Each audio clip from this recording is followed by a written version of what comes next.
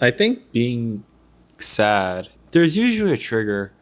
I think mine was just the idea of, I think with me getting older, there's naturally more changes in my personality. But there could also be some passive, maybe depressive traits along with it. Or maybe a little bit of, alongside of, not really eating too much, so lack of energy. I also overslept and just felt very tired. And it's just a combination of a lot of things. So it's a little hard to tell the overall judgment. But, um, being sad and vulnerable does kind of put you in a place of lots of mental thought. I remember watching this video by Alvin Films. He was like it was a pretty unique and high effort quality food documentary filmmaker. And one of the things he quoted was that, I think at least it was of him, was how sound or music can really set the tone of what you're creating. And if there was one OST that really made me feel a certain way when I was playing Blue Archive more recently, and why I find the story and overall atmosphere and emotions like well represented, is the the OST.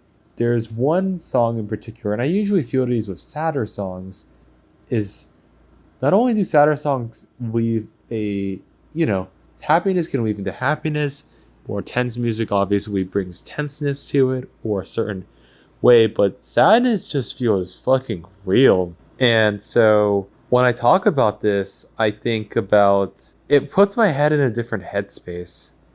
And with that, I could think in a lot of different ways, but it could be great. I think there are certain creative mediums that I do better in a negative headspace for some reason. It allows a more narrow focus.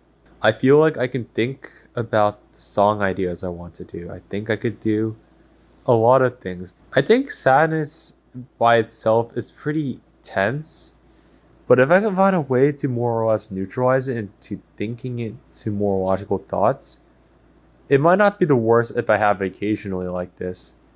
Despite it not feeling great, the way how I can react to it with myself and my mind can be different.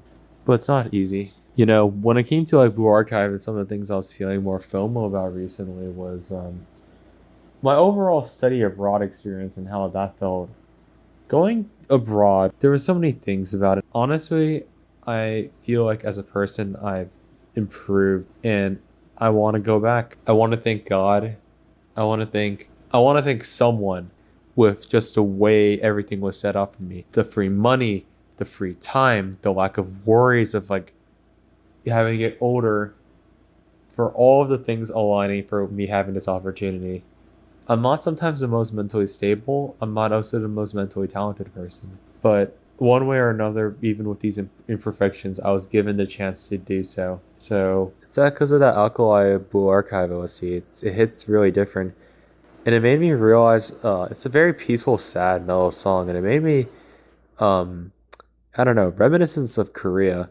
I was looking at Twitter of all the things I could have done a little bit more. And I kind of felt like there was a little bit more I could have done, but then it probably would have been more expensive. So I shouldn't really feel bad about it. But yet, I feel like there's so much I'm missing out on, so much to explore. And you know what? I kind of solved my own question while talking about it, but maybe those are just things for a future time, right? It's not that to say I would necessarily want to live in Korea, because there's a lot of things I'd have to get accustomed to, culture-wise, etc., right? And so that might be a little different or difficult, right? But what I will say is that out of the areas I could have stayed at, the perfect mix of some city elements while also having some countryside aspects to it. And it just kind of gave me that nostalgia vibe I've always really appreciated about Korea. It's kind of double-sided because now, like, when I came back to the States, it's like kind of like having everything open. But the idea of everything being so conveniently next to each other and things like that, it was just so fun. Everything just felt so accessible. I could walk outside and just really appreciate life. And I think kind of coming back to the States, that's what I fucking miss. I really miss the freedom to just feel me. A lot of the things unintentionally or subconsciously have came back. When I walk around, I feel like people are looking at me. I try to avoid eye contact. but I didn't really feel that way in Korea or in real life. It felt so strange because in the States, I don't really feel like I belong here.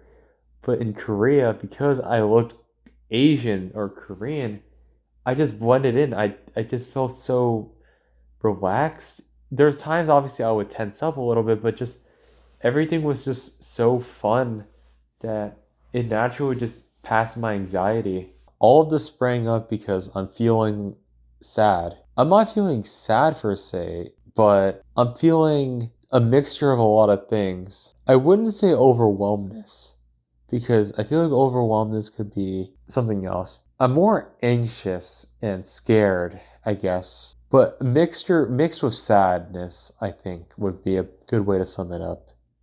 Because I feel generally kind of calm. Yeah, maybe don't listen to that song by itself because it definitely sets a certain mood. Moving forward, I really need to kind of add more routine and habits. I've been doing a decent job keeping myself accountable, but just other things like that. I also don't really know why socially it's been so exhausting again. Maybe I'm just not the best at socializing. I don't know. It feels so different, the environment of the States versus US.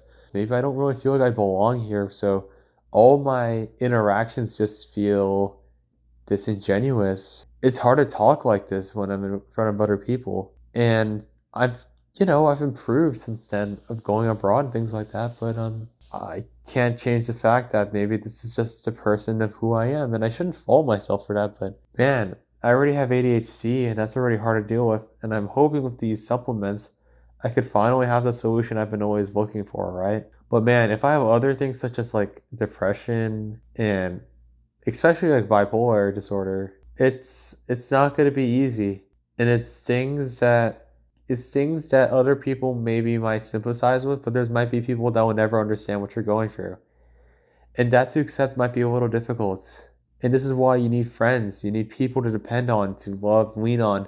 And so you can talk about those things with them and make it less of a burden on yourself and share it with others. But do I even have those people? That's something I'm uncertain about. Even with dance games, it's become a part of my identity of who I am. And it made me grow to beyond just past PC gaming of just wasting my time for online gratification and really developing myself not only as a better person for it as a leader, but also being able to create things from scratch and be passionate about something completely new. Fuse the idea of video games and so many other benefits to becoming a natural content creator for it in a field where, there really wasn't a lot of it. And I feel like a pioneer or someone who pushed it in the States. Whether or not my validation and things kind of got into my head later on and got demotivated, nevertheless, Pump It Up has been such a positive influence for me. And for years to come, I want it to be a part of me. Not to completely take over my life, but I think it's an important part. And, I wouldn't be here today if it wasn't for it, I feel like. But I don't know. There's other things about that is decent, but you know what I mean though. The selling factor for I guess like a nearby arcade is actually much bigger than I would have ever imagined. But then how do I feel now hearing that everyone has their own kind of smaller circles and these group chats? I never really mentioned it to anyone, but like, is it because of me? Is it because I'm unstable? Is it because I'm just bad at keeping long-term interactions? Is it because I have ADHD and it's because I like to keep things to myself? Yes, that may be true, but there are times I want to be with others too. But I don't know, it just feels like I've always felt kind of distance in a way, despite all of maybe the influence or friends per se I have. And it may be a number by the end of the day, but it makes me want it.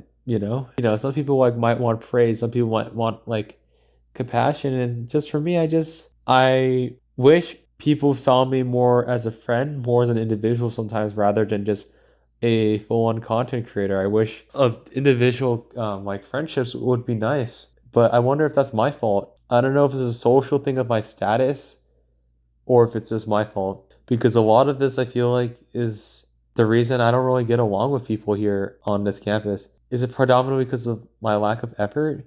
Because by the end of it, a lot of it comes down to my routines. Even if I want to start these things, it's somehow exhausting for me here. And that's something psychologically I can't quite answer.